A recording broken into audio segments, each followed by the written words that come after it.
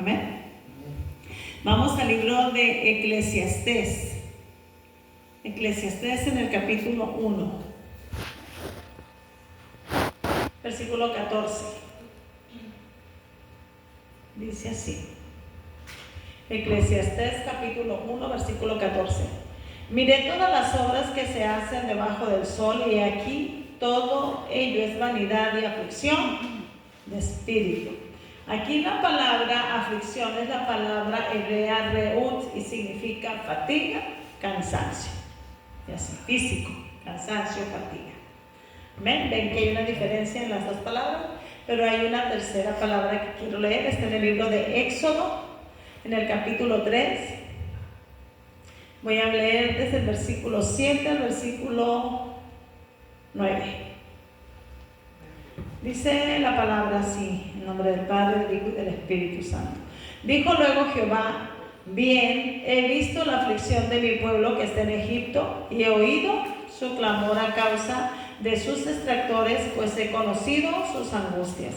Y he descendido para librarnos de mano de los egipcios y sacarnos de aquella tierra a una tierra buena y ancha, a tierra que fluye leche y miel, a los lugares del cananeo, del eteo, del amorreo, del fereceo, del jebeo y del jebuseo. El clamor pues de los hijos de Israel ha venido delante de mí, y también he visto la opresión con que los egipcios les oprimen. Los oprimen. Aquí la palabra hebrea para aflicción es la palabra oni. Oni, y significa depresión, miseria, angustia, pobreza, menosprecio, abatimiento, abatir.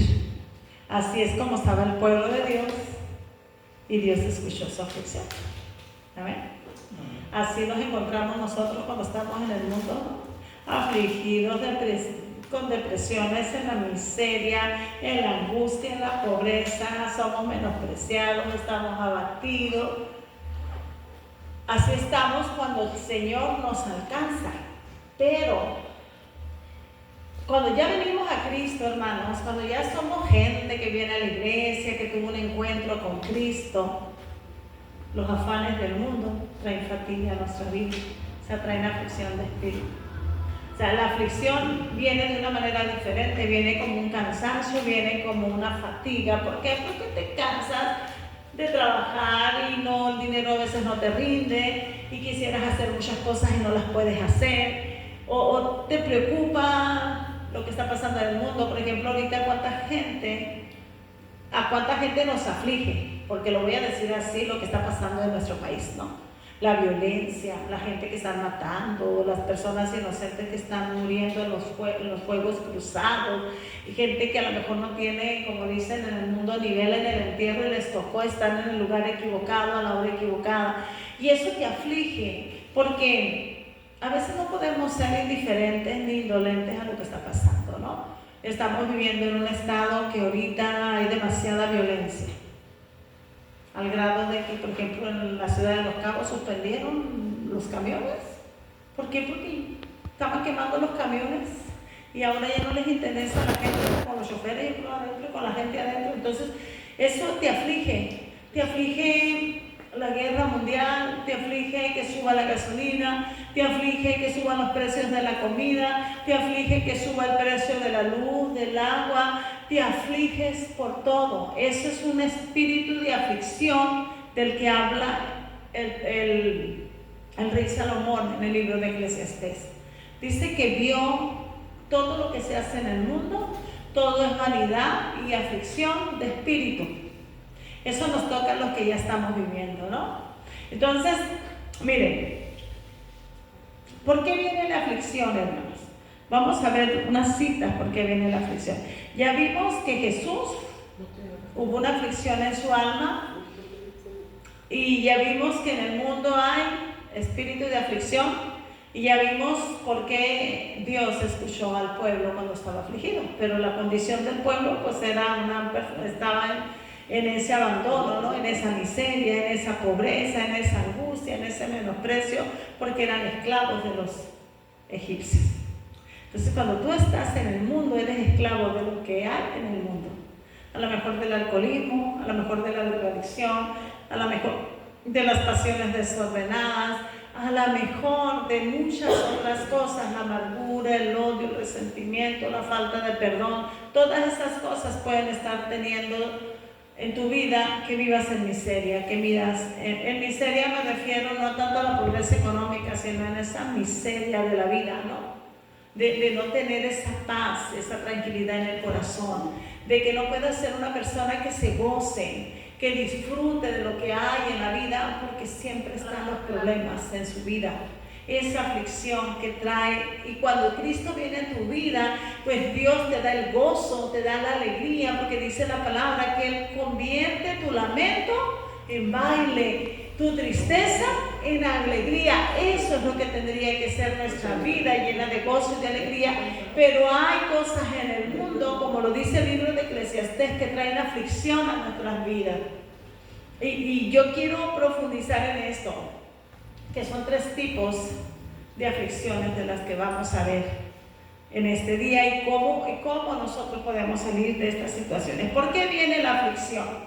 La aflicción viene cuando nosotros, voy a hablar ya de los que estamos en Cristo, ¿saben? De nosotros, el pueblo de Dios. ¿Por qué viene la aflicción? Porque nos apartamos de Dios, hermanos, porque nos alejamos de Dios. Vamos a ir al libro de Job, en el capítulo 22 de Job.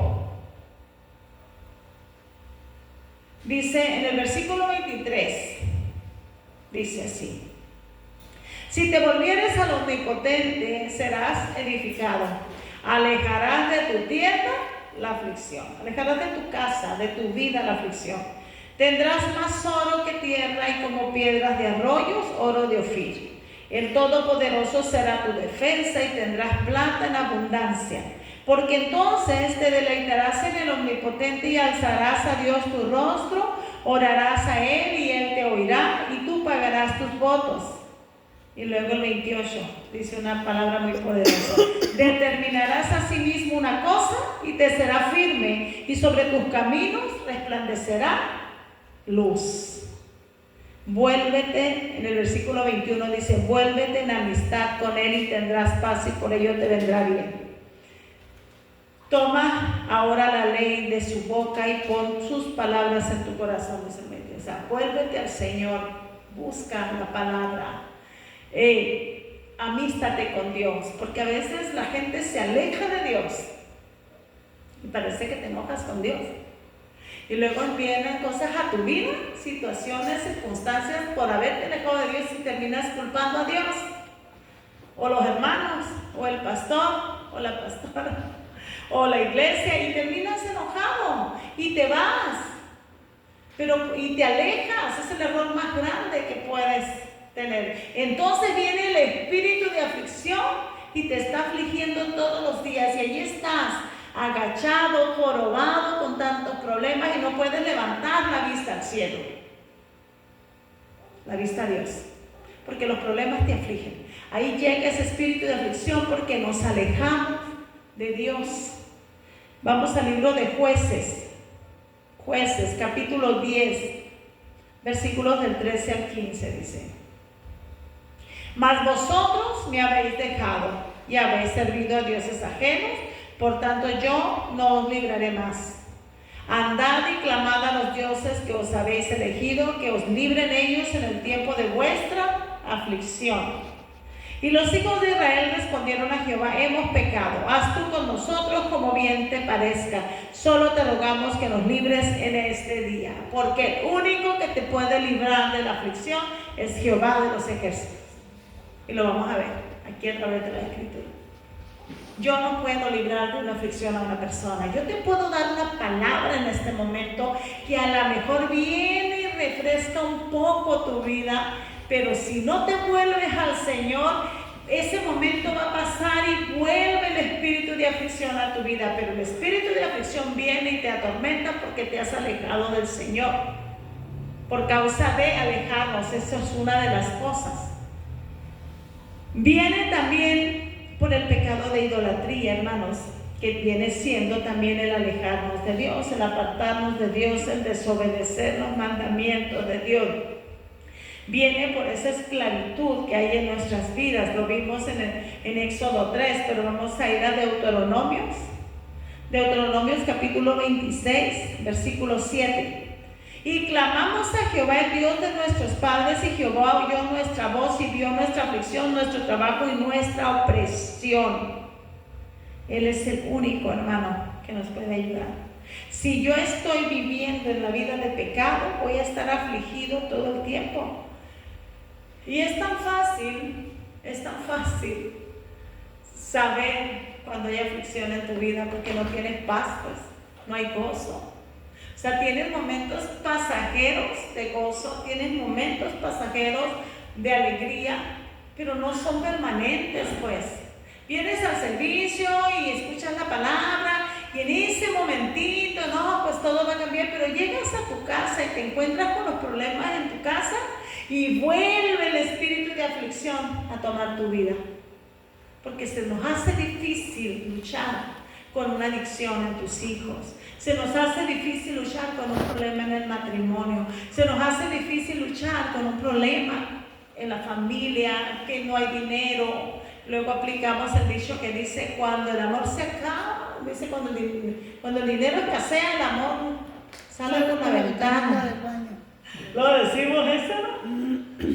Pero cuando tú tienes a Cristo y la paz de Dios y el gozo y la alegría está ahí, tú vas a confiar en que Dios es el proveedor de tu vida. Y vas a saber que no te va a faltar qué comer, porque dijo el rey David, joven fui y he sido viejo y nunca he visto un justo desamparado ni su simiente que mendigue pan. ¿Qué decía el rey? Que desde joven y hasta ese tiempo que lo vio, con toda su vida, no había visto un justo desamparado ni su simiente que mendigue pan. Cuando somos justos, justificados por la sangre de Cristo y vivimos en justicia. Entonces, hermanos,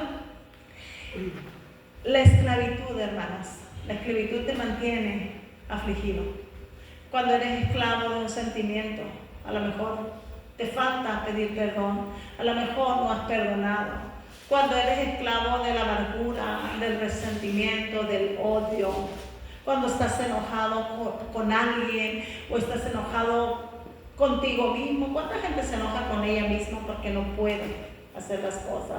Entonces viene ese espíritu y te aflige y te atormenta, porque te atormenta el espíritu de aflicción y te hace sentir que nada vale, que la vida no vale nada, como dijo la canción, la vida no vale nada. No, sí vale muchísimo, porque la vida la dio nuestro Señor Jesucristo. Vamos al libro de Jeremías, capítulo 11, versículo 14. Dice, fíjese que lo que Jeremías le dijo, lo que Dios le dijo al profeta Jeremías: tú pues no ores por este pueblo, ni levantes por ellos clamor ni oración, porque yo no oiré en el día en su aflicción, que en su aflicción clamen a mí. Miren, hermanos, a veces somos tan ingratos con Dios, somos tan desobedientes con Dios, estamos viviendo en el pecado y todavía tenemos el descaro de clamar a Dios. La palabra dice que Dios no escucha a los pecadores. No recuerdo la cita, San Juan, ¿qué? 9:30, a ver si me acuerdo.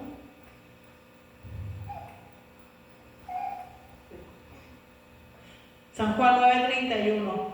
Y sabemos que Dios no oye a los pecadores, pero si alguno es temeroso de Dios y hace su voluntad, a ese oye, al que se arrepiente, al que se vuelve, como dice el Job 22, si te volvieras al Omnipotente, si enderezaras el camino, te va a ir bien, Dios va a escuchar. Entonces, Dios le va a decir al pastor, ya no puedes poder, déjalo.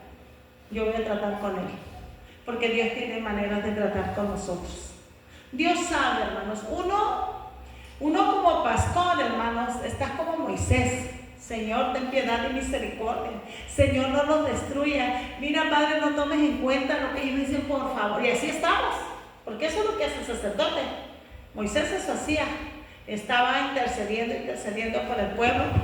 El pueblo estaba pecando, el pueblo estaba renegando, el pueblo estaba pidiendo comida a su gusto, el pueblo dudaba de lo que Dios podía hacer y todavía decía, ¿podrá el Señor darnos el alimento? Y era una cosa que estaban contra Dios, siempre quejándose y renegando el pueblo de Dios. Y ahí estaba Moisés, no Señor, mira cómo los vas a destruir, ¿qué van a decir? Que para eso los sacaste de Egipto, para venirlos a matar en el desierto. Y así estaba Moisés, y así está uno, Señor, por favor, mira, ten misericordia de tu hijo, ayúdalo. Y así estamos. Pero va a llegar un día en el que Dios te va a decir, no ores más por él, así como le dijo a Jeremías. No ores, porque yo no lo voy a escuchar en el tiempo de la aflicción. Porque Dios tiene que tratar con nosotros, hermano. Dios tiene que darnos una lección a nuestras vidas. Si no, no vamos a aprender. Necesitamos, hermanos, la corrección. Necesitamos la disciplina. Porque Dios al hijo que ama, lo corrige, lo disciplina. Entonces tenemos que sentirnos amados cuando Dios nos corrige. Cuando Dios viene y trae a nuestras vidas esas correcciones, esas varas y nos azota, tenemos que considerarnos bienaventurados porque el Señor nos ama. Porque el Señor pudiera hacernos consumirnos en un instante y decir, ya ves que ya no voy a batallar con este hijo mío porque no quiere entender. Pero Dios es tan bueno. Dice que no durará su enojo para siempre, pero su misericordia es para siempre. Eso es algo que tenemos a nuestro favor, porque la misericordia de Dios todavía, hermanos, sigue manifestándose. Sigue, su mano no se ha cortado, su brazo no se ha cortado para bendecirnos. Dios sigue siendo el mismo, Dios no ha cambiado. Sigue siendo el mismo Dios justo, fiel y generoso, benevolente, lento para la ira, pero grande en misericordia. Nosotros somos los que cambiamos. Nosotros somos los que hemos mudado. Nosotros somos los que nos rebelamos. Y nos creemos a veces tan sabiondos y pensamos que somos mejores que Cristo y más santos que Él todavía. Y no, Señor, las cosas no tienen que ser así. Es que yo ya no voy a ir a la iglesia para que vea el pastor. Para que vea el pastor, no voy a volver a la iglesia. A nosotros no nos hacen mal. El mal se lo hace a la persona que deja de venir. Ni a Dios tampoco. Porque Dios no nos necesita a nosotros. Nosotros necesitamos a Dios.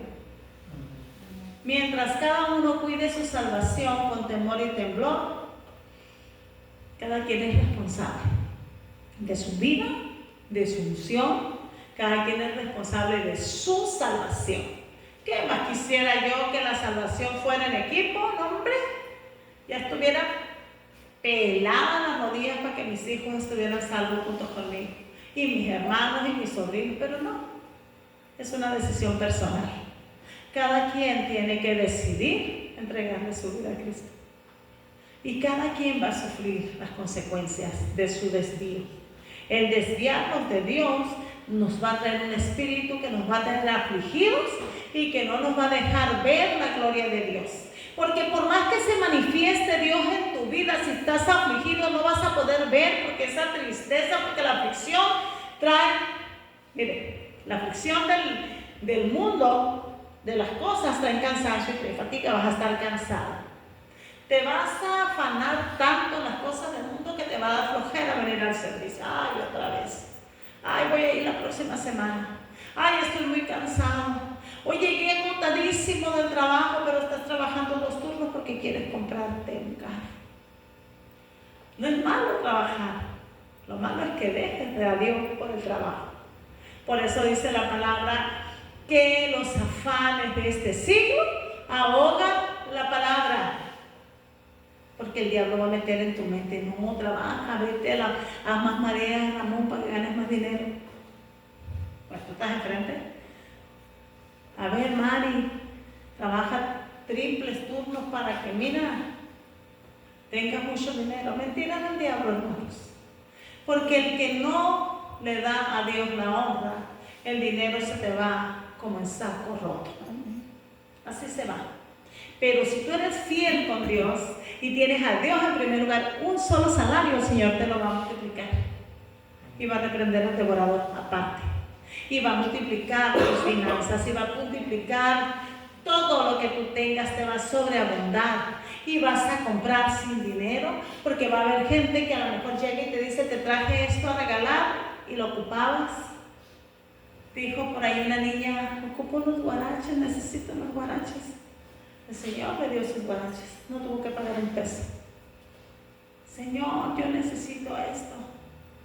Y ahí es cuando se cumple esa palabra, comprarás sin dinero.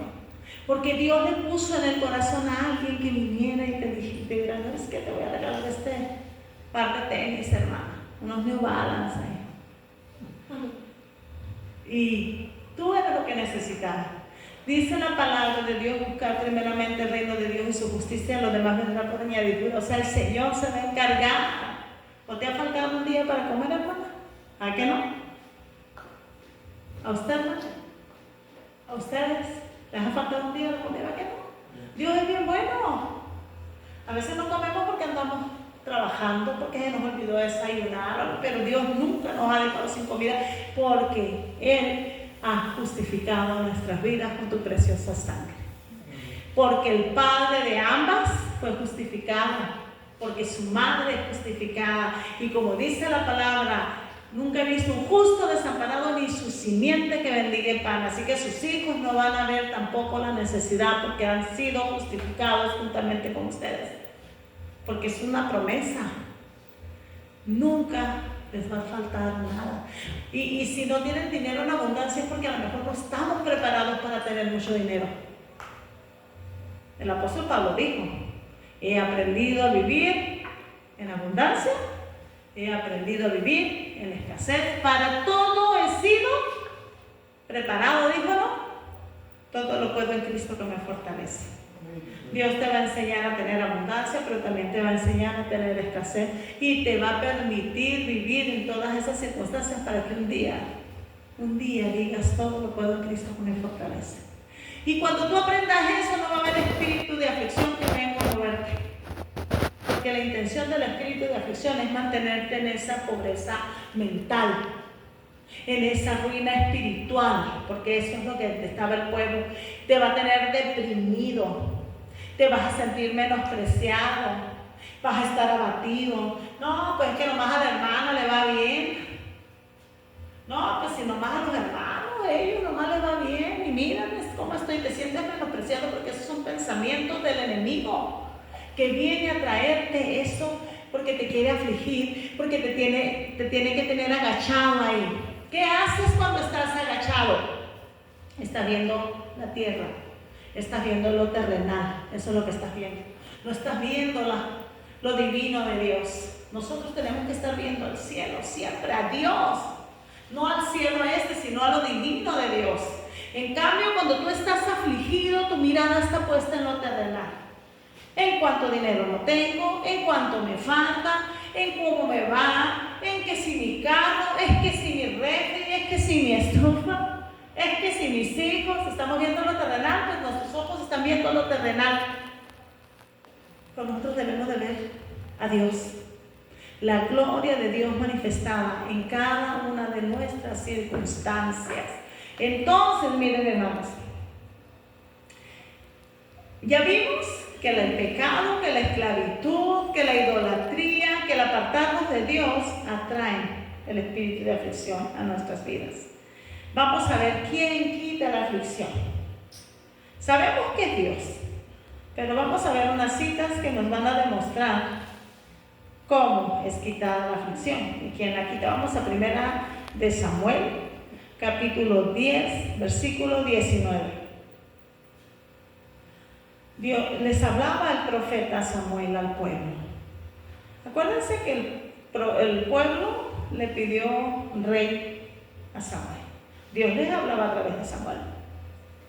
Dice, Dios te habla a través de la palabra, Dios te habla a través del pastor, de los profetas, de los evangelistas, de toda su mano poderosa. Pero dice, no, yo tengo que ver el internet. Es que yo sigo a Juan Penas aquí en el internet. A él sí lo usa Dios. Sí, cómo no. Pero a Juan Penas ni lo conoces. No sabes realmente si es un pastor. Que mucha gente aquí, hermanos, este aparatito es el engaño más grande. Es un Baal de este tiempo. Tú ves a una persona ahí, muy bonita, muy bien arreglada, y que habla y que grita, pero tú no sabes si esta persona está viviendo la palabra. Pero a tu pastor, tú lo conoces, porque es de carne y hueso y lo tienes enfrente. Y sabes que cuando frunce una ceja, algo no le gustó. Y sabes que si se rascó aquí es porque está pensando en algo. O sabes que le gusta el café, sin azúcar y con leche. Y sabes cómo es, porque has convivido con él, porque escuchas su voz y tú ya lo sabes quién es. Y el pastor te conoce a ti. Él ya sabe que a Manuel le gusta el café bien negro.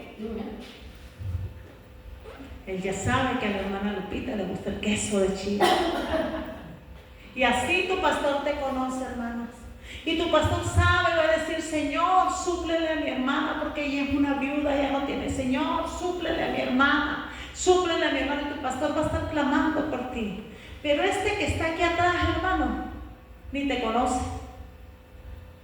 Y cree que se va a preocupar por ti. No. Va a orar en general como lo hacemos y oramos por todos. Pero Dios, hermano, solamente Él, a través del pastor que puso en tu vida, Él te va a ayudar. Entonces, cuando pidieron rey, miren lo que les dijo Samuel. Vamos a 1 Samuel, capítulo 10, versículo 19, dice: pero vosotros habéis desechado hoy a vuestro Dios.